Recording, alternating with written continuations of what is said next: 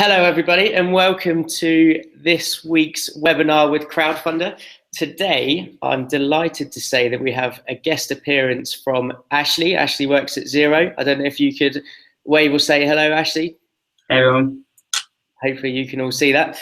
Today we are talking specifically for business projects, and something that we get quite a lot at Crowdfunder is successful projects coming to us and saying, what do we do now we're successful? We've got all of this money.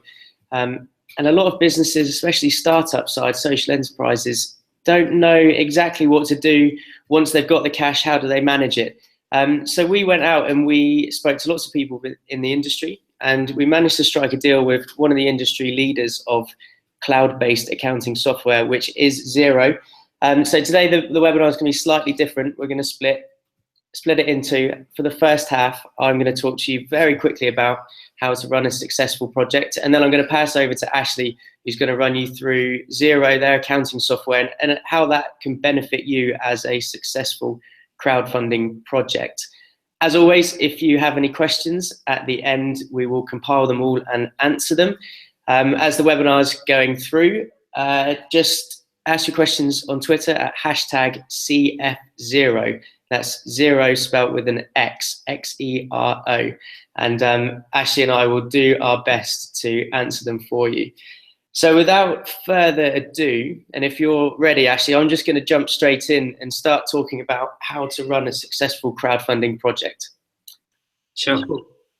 Okay, so very high level, who are Crowdfunder? If this is the first time you've come across us, we are a rewards-based crowdfunding platform.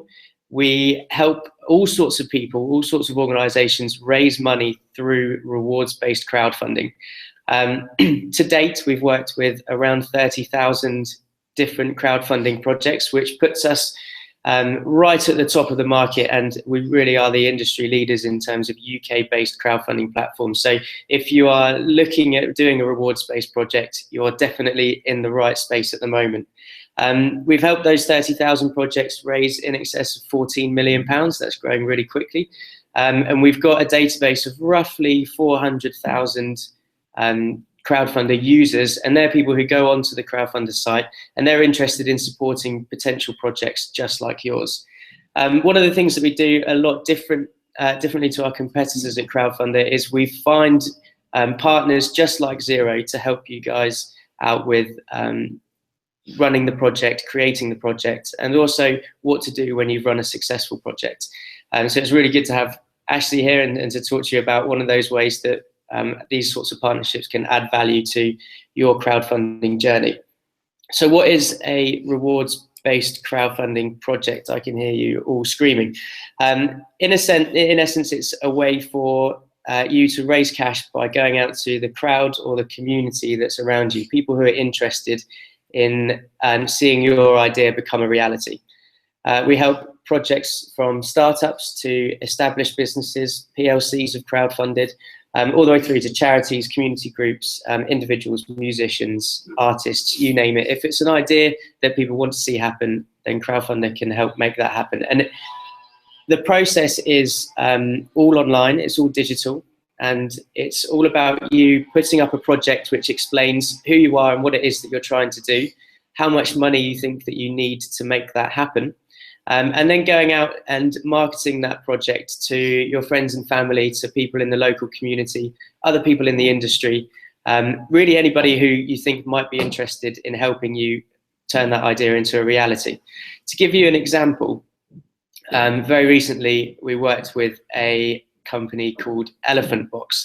They were a startup, and it's two lovely ladies from the south of England in Bridport, and they realized when they were sending their children off to school that the only real options for them taking their lunch were horrible plastic lunch boxes, which are really bad for the environment.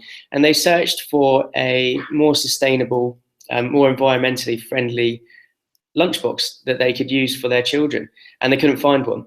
So they made the decision to go over to India and look for a supplier of a stainless steel, super environmentally friendly lunchbox. It was just an idea at the time, but they happened to find someone, and they came back with an idea of what they wanted to do. They found a designer, who created designs, and they were nearly ready to go until they realized that they needed to find roughly £20,000 to get the minimum order quantity, the minimum order through the suppliers and get them back into this country, which they didn't have.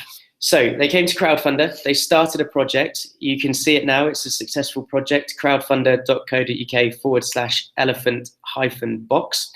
And they started the project, they created a short video explaining who they were, why this type of sustainable lunchbox is needed, and the damage that all the waste plastic is doing to the planet as a whole.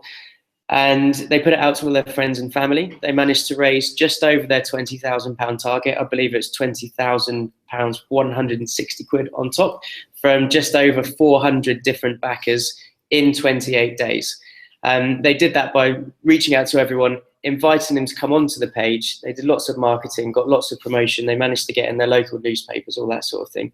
And it was the culmination of everybody pledging 20 quid, 25 quid for a lunchbox that got them to their £20,000 target. So they're left with 400 first customers. They've got a legitimate customer base. They've raised the £20,000 that they need to start shipping elephant boxes into the country and distributing it through their sales channels. And they've got loads of marketing. So now they've got a Facebook page which has loads of people on it who already know about Elephant Box long before they've launched. That's basically how rewards-based crowdfunding works. So you offer your product or your service in return for pledges of cash, and it's lots of pledges of cash that add up to a total that you can do something really good with that might help you start the business or scale it or grow it. So that's an example of rewards-based crowdfunding. I'm going to start talking to you about how you actually do it. There's three key parts that I'm going to run through. The first is creating a project. The first is planning a project. The second is creating a project. And finally, marketing a project. They're sort of the three key areas that you'll need to focus on. I'm going to break them down. I'm going to talk through it quite quickly. I've got about 15 minutes or so to go through, so 5 minutes on each one. And then we'll look at, once you've got that successful project, how can someone like Ashley and someone at Xero help you to manage that cash and use it wisely, and make sure that you've got all of your accounts in order for that next phase of growth that you might go on to. So planning a project, there's three things that you want to be looking at when you plan a project. One is the aim. That's a very short description about what it is that you're trying to do. The aim's really important because on Crowdfunder, it will appear on a miniature thumbnail, and it could be the only opportunity you have to attract a potential backer to your project. So it's got to be short, quick, and snappy. We try and suggest that when you come up with a name, you keep it within 148 characters, which means you can quite easily tweet it should you want to. So you're killing two birds with one stone there. And the aim has very briefly got to summarize who you are, what it is that you're trying to do, and why it's a really good idea. It's quite difficult to do, but if you can be succinct and you can be concise about what it is that you're attempting with your startup or your business, then that can add value in a lot of other areas, not just the crowdfunding project. The next thing that you need to look at when you are in planning mode is how much money am I actually going to go for? What's the target figure that I want to try and raise? And that's quite a scary number to come up with. Obviously, you want the number to be as high as possible. We want to try and help you raise as much money as you possibly can. But you need to make sure that it's an achievable figure. And in order to do that, you need to do a little bit of mathematics. It's not very scary. It's quite easy maths, but you need to do some maths. On Crowdfunder, we know that the average amount that somebody will pledge on a project is about 50 quid. So if you take a number which you think you need, let's take Elephant Box's £20,000, and you divide that by 50 quid, that should give you, on average, the number of backers that you think you need to achieve that target. If we take the Elephant Box example, £20,000 divided by 50 quid should give you 400 backers, which in fact is about what they got, 402 backers. If you look at that number, 402 backers, and go, wow, I've got absolutely no idea how I can get 400 people to pledge on my project, then it might be a good time to look at what your project's trying to achieve, maybe break it down into smaller chunks, and go for a slightly lower target, which you know is achievable and you think you can hit. That means that we get a really good success story at the end of it, and it's great content for you to market long after you've run a successful crowdfunding project. The last thing you want to do when you're looking at planning, once you've got a succinct aim and you know how much you're intending to go for, is to consider who it is who might actually be pledging on your project, and if you can reach them. Because if those people are currently unreachable, then you need to try and find a way to try and find a channel to market to those people before you go live. It's not something that you want to be doing whilst you're live, is trying to find backers left, right and center. You need to have a lot of that planned and upfront and ready. For instance, Elephant Box knew that they would get quite a lot of backing from the local area, because the place they're from, Bridport, is an entrepreneurial space. It's quite creative, and they know from their experience that the creative people who live in Bridport like supporting other creative and entrepreneurial ideas. They just needed to find a way to reach out to them. So they drafted a press release, and they sent that press release out to the local papers before the project went live, and they got a guarantee that they would be in that local press, and they would have that opportunity to market to the people in their local area. Doing that sort of thing, lining up channels for marketing, reaching out to new audiences is really, really important. And if you do those three things, you'll be in a pretty good place to start actually creating your project. So currently we have a short aim, we've got a target, and we've got an idea of the people who'd be interested in pledging and how we reach out to those people. We now need a page for them to go and visit. There's three major things on a crowdfunding page. If you've never been to Crowdfunder, I'd highly recommend that you check out a few projects before you start creating your own. Get a flavor for what needs to be done, what's working well and what isn't. You'll notice that the major three key things on there: one is a description, the second is a video, and the third is a set of rewards. They're your three ways of convincing someone who lands on your page to pledge on your project. I'll start with the most boring one first. That's the written description. So your description is a way to amplify the words that you use in your aim and give them some real meaning and context. So the three things that you want to talk about in your written description, like a written pitch, is who you are, what it is that you're trying to do, and what it is that you're trying to achieve, and how much money that you need to raise and where that money is being spent. If you can cover those three things in some level of detail, then you might have a successful written description on your page. It's not just the opportunity to write things, you can also add images, which really help to brighten up a project and make it your own. It's a really nice thing to show people the product that you're creating or the place where the service is happening, and just to give them that reassurance that yes, actually this is a real life thing, and I really like the design. For me, I pledged on Elephant Box, and it was really helpful seeing the designs of what the Elephant Box lunchbox was going to look like before I pledged on it. It gave me a real good idea of actually, yeah, this is something that I would use. It's not too big, it's not too small, and gave me a lot of confidence. So that's your place to add a written description of who you are, what it is that you're trying to do, and how and where you're going to be spending the money, and also show people exactly what that looks like. The second main part is the video. The video is your opportunity to say those three things, but in a slightly different medium. It's obviously much more visual than what you can use for your written description. And in our experience, it's your opportunity to make a really good first impression. When a potential backer lands on your crowdfunding page, more often than not, they will click play on your video as the first thing that they do. So you want to really wow them within 2 minutes of them landing on your page. Talk to them about who you are, your background experience, show them the product which you're intending to or are already manufacturing and creating. Show them where it's all taking place, give them a tour of the office, show them the product.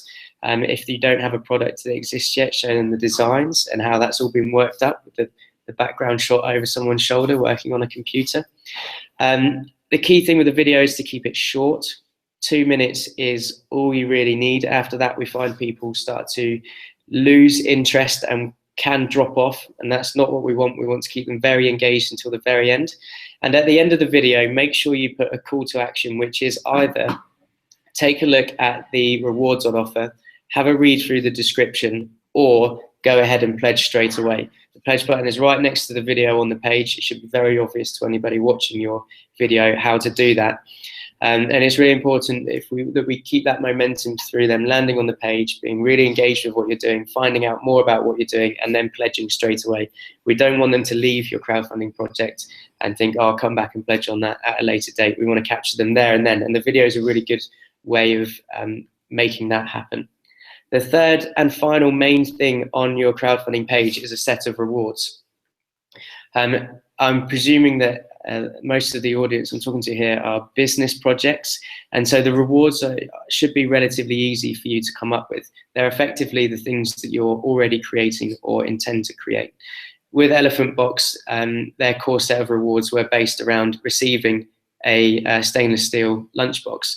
And that makes total sense, because for me, I wanted to see someone in the Southwest, which is where I'm from, a local entrepreneur, do really well and create something that isn't in existence at the moment. So I pledged them some of my cash, but in return for that, it's a very wholesome thing for me to receive the thing that they're actually creating, in this case, the lunchbox. And that's what you're trying to do. You're trying to connect your potential audience to the thing that they want to see happen, your project, to receiving something which is integrated into that whole package. And if you are already creating something and manufacturing something or offering something as a service, then you should be able to extend your sales reach through a crowdfunding project and use the things that you're already doing as rewards. In terms of how to use your products and your services as rewards, it makes sense to discount them slightly. So if your product would normally cost 20 quid and somebody can go and buy your product on your website, then please don't set it as a £50 reward, because nobody will pledge and the crowdfunding project will fail. Also try and bring in as big a range as possible. So we've had people pledging thousands of pounds on a crowdfunding project, and it's really nice to come up with a package that might be worth £1,000 in order to capture as many of those big pledges and those big backers as possible. So they're the sort of three things on creating a page. I'm going to zip through now straight through onto marketing. I've only got two main things to talk about on the marketing side. I've touched on one already, which is the number of backers that you need to achieve your target. So if you're going for £20,000, we know that you need roughly 400 backers. And if you set that as your target and you go live, you need to find a way to get 4,000 backers supporting you on your crowdfunding project. We also know that roughly 5% of the people who visit your page will back your project. So in order to get 400 backers, that represents 5% of everybody who looks on your project, which I should have prepared this mental maths, means that you need 8,000 page views, I think. So when you're looking at marketing and you're looking at the potential audiences that you could reach out to, make sure that you have the number of people in those audience groups to drive to the project, to pledge the average of 50 quid, which gives you the number of backers you need to achieve your target. That's sort of part of the planning, but it's also really important that when you are live, that you're putting that plan into action and you are hitting all the different avenues. So that could be friends and family, it could be people in the local area, it could be your current customer base, it could be previous work colleagues, maybe you have a database. We're also talking Facebook groups and Twitter handles. Perhaps you know a celebrity or a key influencer in your industry and they have their own network that they could reach out to. And it's making sure that you're hitting up all of those different things as you're going. And when we're looking at doing that marketing and actually creating the activity off the back of the plan, it's quite easy to go, well, what I'll do is send a message here, I'll talk to this person who can send a message out, I'll run an event and I'll put everything on my Facebook and Twitter page on the first day, and no worries, we'll smash it, it'll be really easy and we'll hit our target straight away. In reality, that doesn't happen. That leads me on to the second and last point about marketing, is it's really important to build momentum into how you market your crowdfunding project. We know that people who are closest to you and closest to your product or closest to your business are more likely to pledge than people who are strangers to you and strangers to your business.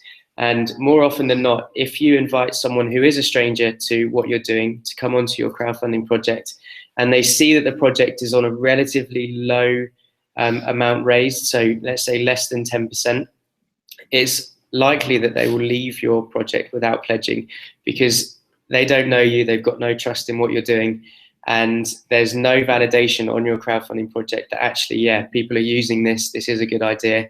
The people who know this person aren't even pledging. So it's important to target the people who know you first, and you want to build up almost in concentric circles, people who are closest to you, so your friends and family, and then maybe your customer base, and then maybe your Facebook and Twitter followers. And then as you reach out, it might be the local press, and then further apart, it might be other local businesses or key influencers who have their own network.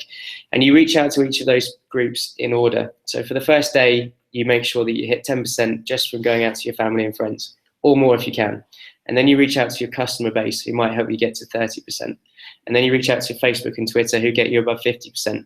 By the time you reach out to that person all the way out here who's a stranger to you and to your business, they come onto the page and they see that you're absolutely flying, you've got 300 backers and you're on 15 grand. And that's a much easier decision for them to make, to pledge on your project. They think, oh, look at this, everybody's backing it. It must be a good idea. There's a lot of people who trust this guy, this girl to bring their product into fruition, or to fulfill the rewards that they say they're going to fulfill. And that way you capture that stranger's pledge, which you may or may not have captured if you invite them to pledge on your project at the very start. So when you're thinking about marketing, make sure that you are hitting enough of an audience base to actually hit your target and build momentum into the way that you reach out to those people. That brings me to the end of the crowdfunding part of this Hangout. I'm going to introduce Ashley again in just a second. But before I do that, I'll touch on Elephant Box once more as a way of transitioning to what Ashley does and what Xero can help you out with. So when Elephant Box raised the £20,000 that they needed, they confessed to us that they actually had no idea about accounting. This was their first startup venture, and they didn't really know what to do now they had all of this money land in their account. And they're not on their own when they tell us that story. What Xero do is provide a easy way to manage that cash and to get everything in order. I won't take the words out of Ashley's mouth because he's going to talk to you a bit more about that. But when you do run a successful crowdfunding project and you do receive those funds, it's important that you manage that money and that success in the right way. That's what Elephant Box have done. They've taken up the offer with Xero that we have as part of our partnership. And without further ado, I will be quiet and let Ashley talk to you a bit more about what that looks like. Excellent, thanks Simon. So I'm just going to quickly share my screen, and what I'm just going to go through are some really kind of hints and tips and really kind of utilizing the cloud in order to manage that success. So once you've got that money, what do you do with it? How do you best manage it in order to really invest that into your business and make it work for you? So please do remember, if you do have any questions about anything that I'm covering this afternoon, use that hashtag CF0 with an X, and we'll pick that up at the end and go through the questions. So there's kind of 5 main elements that I'm going to really go through this afternoon. Kind of demystify the cloud a little bit, and why so many businesses automatically look to the cloud to run their business, rather than, I don't know, in comparison to maybe an Excel spreadsheet or maybe even handwritten paper. And there's so much more benefit to looking at the cloud, and I'll go through that. 4 main things to focus on first. So if you did choose to run your business in the cloud, what are those 4 key main things that you should look at, which will really help you accelerate that growth and make you successful? We'll then take a look at something what we call like the cloud ecosystem, and that's really utilizing other solutions and services that really help you save time. And rather you dealing with, I don't know, on a Friday afternoon with all of the admin work, you can actually put systems to work for you to run the business, and you can just check things off and make sure everything's ticking over as they should be. Kind of moving on from that, then we're going to look at the power of an advisor. So that might not be an accountant or bookkeeper, it could be a friend, could be a grandma or your auntie. And then last but not least, talk a little bit about Xero Kickstart and how we link into some really cool solutions and services to help you with that growth even further.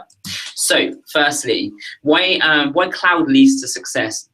So there are some really cool points about running your business in the cloud, just like as Simon just mentioned about using Crowdfunder online, setting all of that really key information up so you can start to get those pledges. Well, it's exactly the same with Xero. It runs on the internet or in the cloud. So what that means is, as maybe you were using, maybe you're going to use an Excel spreadsheet or something on your local computer, because you're working in the cloud, it means you have that accessibility. So you can use your iPhone or your Android device, or you can collaborate anytime, anywhere. So what that means is you open yourself up to that globalization, as it were. And that's something I'll talk about in a second. But what it also means is you don't have to be in the same room with your team or an advisor or somebody who's giving you that real key information. As long as they have access to your accounting, they can log in and in real time, they can give you that advice. And also talking about real time and going back to the solutions and services, something I'll talk about a little bit later is connecting that bank account. So actually, rather than kind of looking in your rearview mirror as the money is coming in, rather than you having to do that maybe, I don't know, a week later, a month later, so do the accounting retrospectively, you can be a lot more proactive. And we are going to jump out to Xero, and I'll show you a few things how you can use that data to manage the funds much more effectively. Now, there are other features of using particularly Xero, so you can keep everything all within your organization. So you can actually turn your business paperless, and it's great to see some businesses actually doing that. I'm always out and about seeing different businesses, and sometimes you walk into an office, there's not even a printer, because you can upload all of those documents directly into Xero. If you're anything like me, it's really good because I'm a little bit OCD. So you can keep all of your source documents. So maybe it could be hire purchase agreements, it could be loan applications, or whatever it is, all directly in there. It costs less, it's more secure, and your productivity increases as well. And there's some of the things I'll explain as we move through the rest of the content. Now, cloud is really key, not only for small businesses and startups, but if you look to some of the larger businesses that are really dominating the markets, these all run in the cloud too. So you've got Netflix changing TV, you've got Uber changing the way that we order taxis, WhatsApp messaging, Amazon retail, and Airbnb with the way that we book hotels and accommodation.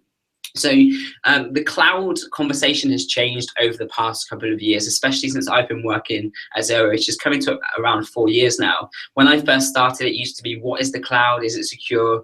Things like that. Conversation over the past 18 months has completely changed. And it's mainly due to these large businesses that you can see on the screen right now. People know how the cloud works. They know it's secure.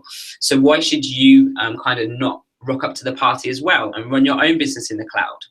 So moving on to 4 things to focus on first.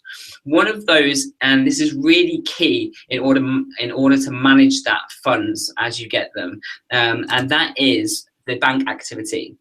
Now, unlike desktop accounting, spreadsheets and things like that, where you're recording things after they've happened, the great thing with working in the cloud, and again, particularly Xero, is you can hook up your actual bank account.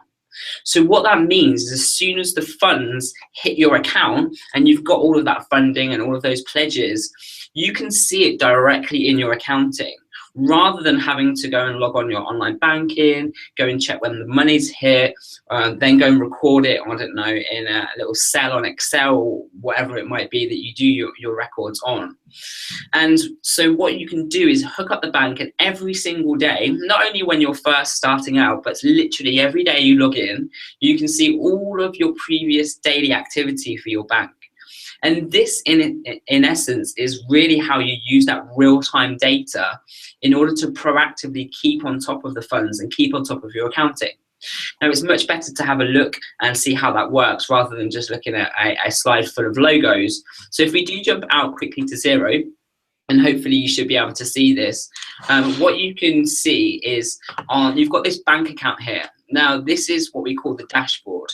and you've got all the information which you can tailor based on your needs. So it might be KPIs, or it might be those key accounts, maybe purchases, or maybe employee costs that you want to keep your eye on, or you want to check what invoices are owed to you or bills that you need to pay. So you can customize this straight away. So it's the first thing you see, and you can see all the information in one place. You don't need to go anywhere else.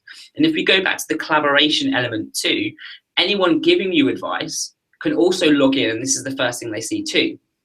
Anyway, this is the Xero company, and what I've done is I've just imported some bank statement lines. So if we click into reconcile 28 items, what this will show us is a split screen. So as you get money, or you're spending money in your bank account without you doing anything, once you set the feed up, all of these bank statement lines on the left-hand side of the page will just automatically update every single day.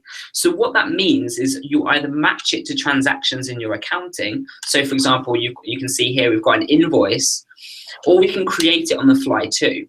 So if you kind of keep this reconciliation up to date every single day, just log in, take a couple of seconds. You can do it on your phone. I also kind of look after social media in the UK with another colleague, and it's great to see sometimes I log in and there's people sending me selfies in bed because they're doing their reconciliation before they've actually started their day. I don't request all of you to do that, but you can use your iPhone and you can do your accounting before you've even had a shower, or you've had your breakfast. So you can actively monitor the funds coming in and going out of your business directly in your accounting. And you've also got this statement balance on the top left-hand side of any bank account, and that's giving you your online banking balance. So you don't even really need to log into your online banking, and you can see all of these funds coming in every single day. Okay, that's the first thing I really want to talk about, and that's the bank feeds. So that's done. Next, what I want to go and talk a little bit about is invoicing and the importance of setting the right payment terms. Now, just before I go and show you the little section in Xero that you can do that, on our website, if you go onto small business and have a look at the small business guides, we've got some great guides here, though, generally about how to run your business. If you even use the little control and search feature, and you can even see we've got a crowdfunding your business article there. So if you want to go and have a look at that after, you can jump on there. But the one what I really want to focus on is the importance of these payment terms. And we did some analytics a while ago, because the majority of people, especially in the UK, if I scroll down here a little bit, you'll be able to see this little diagram.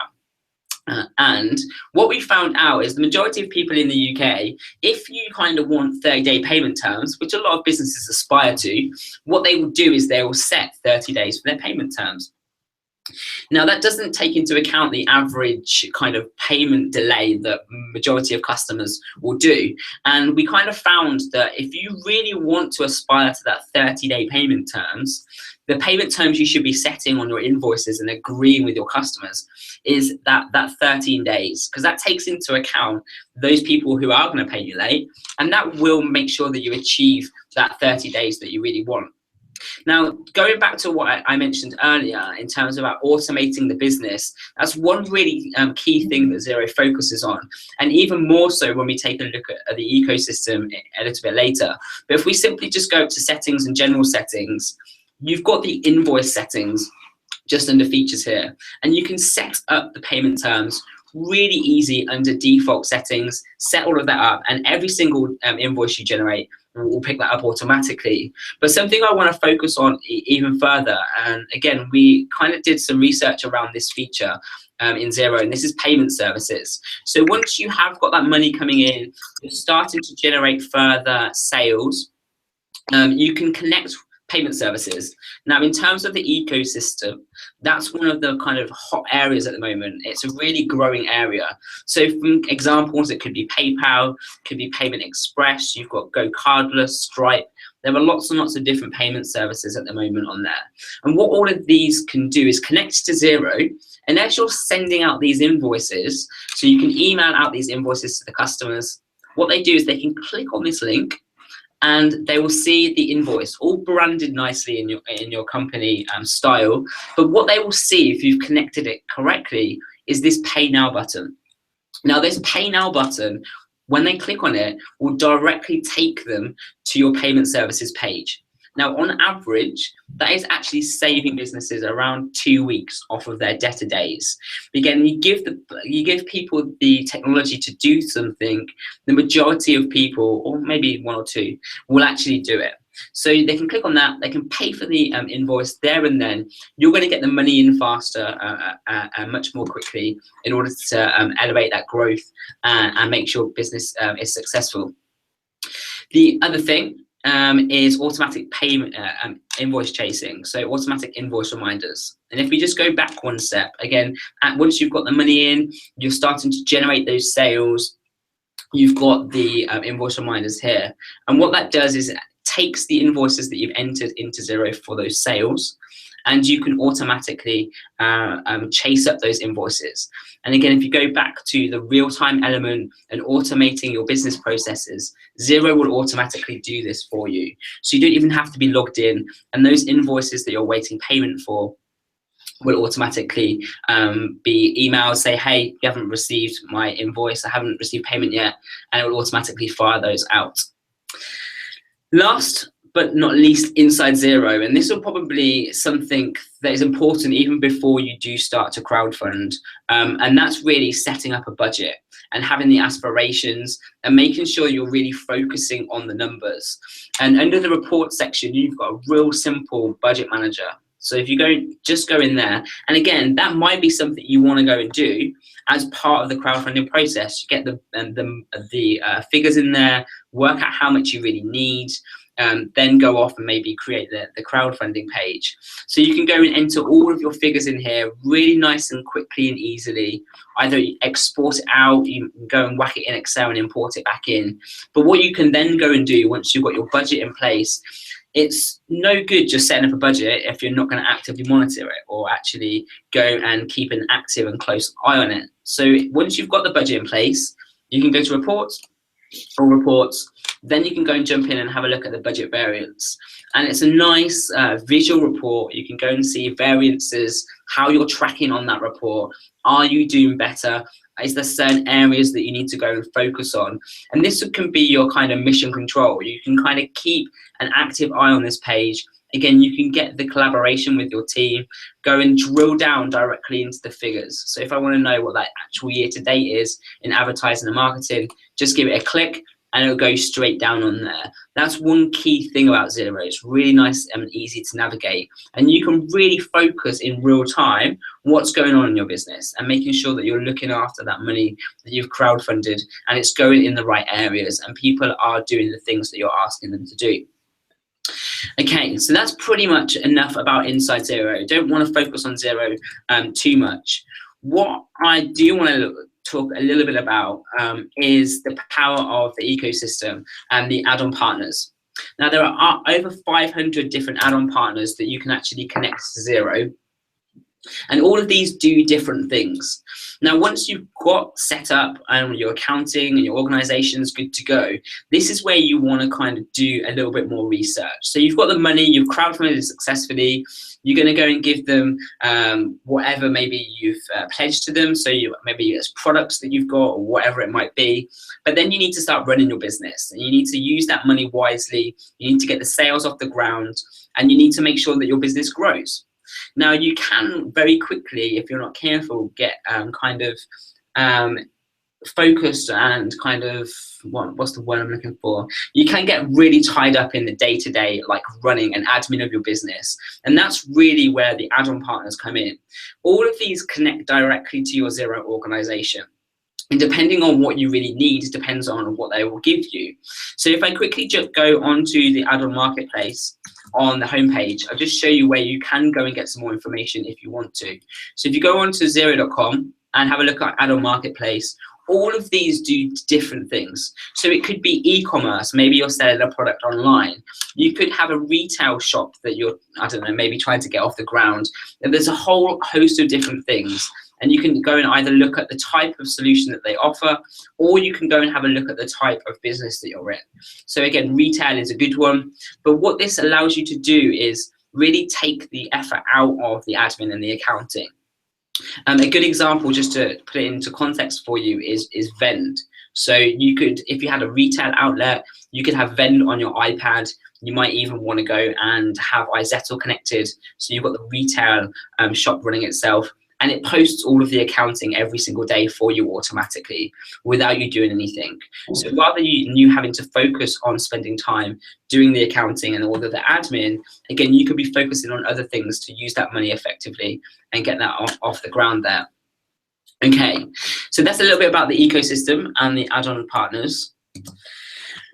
Last little bit I want to talk about is really the power of an advisor. And this is one key thing and benefit that you have with working in the cloud. Now, historically, that was never possible. So if you were maybe using Excel or maybe desktop accounting, you've accounted for the crowdfunding, so the money's sitting in there on your spreadsheet, and you've got all of these other expenses and receipts going on, and you really need some help. So the only thing that you can do is either get somebody in the same room as you, looking over your shoulder, or maybe save the file, go and send it via email to them.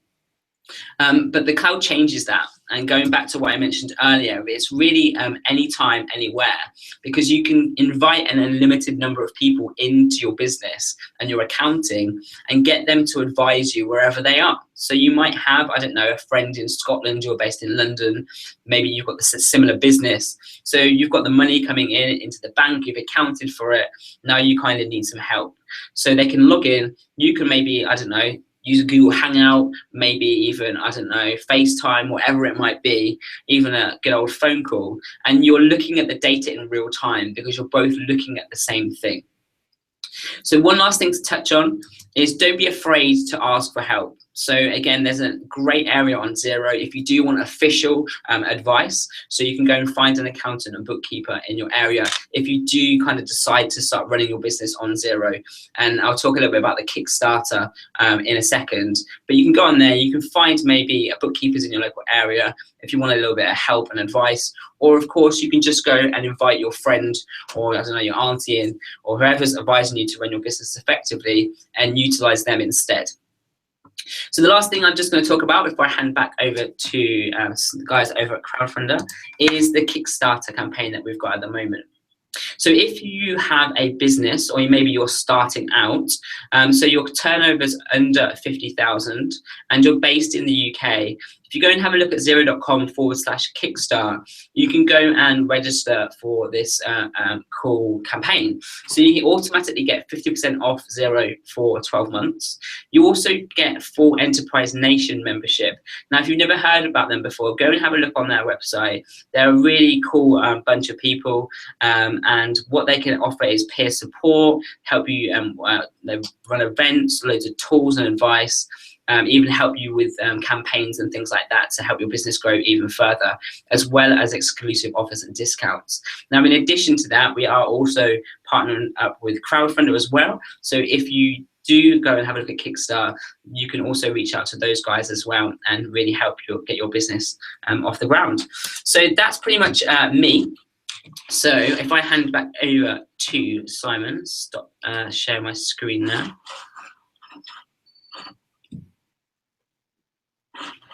All good? Cool. Thank you very much. That's really, really interesting.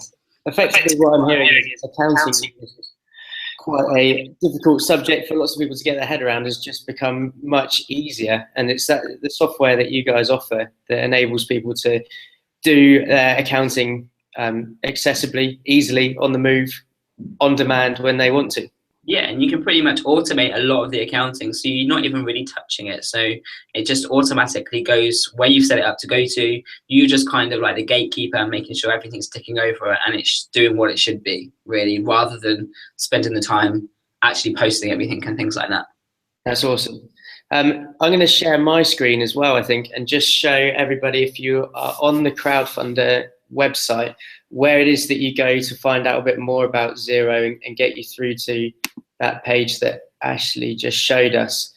So hopefully it should be sharing it now. And you should all be able to see the Xero page there. Is that the right one? I don't think that's the right one. Let's try this again. Stop. Okay, so On Crowdfunder, along the header of Crowdfunder, there's add project, find your project, how it works. And if you go all the way to the right hand side, there's a little button called plus. If you click on plus, this is the place on Crowdfunder where all of our value add partners are based, and it's all the different ways that the partnerships that Crowdfunder have can benefit your project. One of those is, of course, Xero. And if you click onto Xero, you can see the offer that Ashley's just spoken about there. That goes straight through to the page. And if it's something of interest, have a look at it, read a little bit, see what you think. If it's something that you want to sign up for, I know people who use Xero. I know projects that have used Xero. And I'd highly recommend that you take them up on their offer and just have a play, because I think it will benefit a lot of this, especially startups, social enterprises that run successful projects on Crowdfunder. So I'm looking at the clock, reckoning we've got sort of 5-10 minutes left. If I stop my screen share, we have had a few questions come through. I'm reading through them here. I've got them on a piece of paper. Actually, some of them are definitely based to you. So I'll ask you the first question: is cloud accounting secure? Find the mute button always helps. So it's always a question that comes up. So yeah, so it's really secure.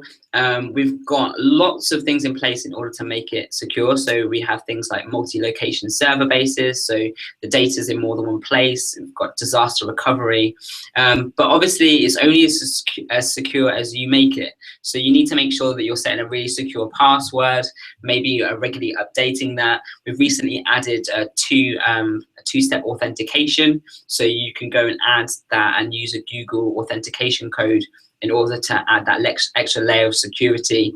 Yeah, so it's just as secure as your online banking, and that's the best way to put it. Brilliant. Okay, so next question is probably aimed towards me more. This is from Warm and Smart CIC. Thank you for tweeting the question. You have asked about communicating an idea, so you've got a particularly difficult idea to communicate any advice. So there are a couple of things that I would do to communicate your idea.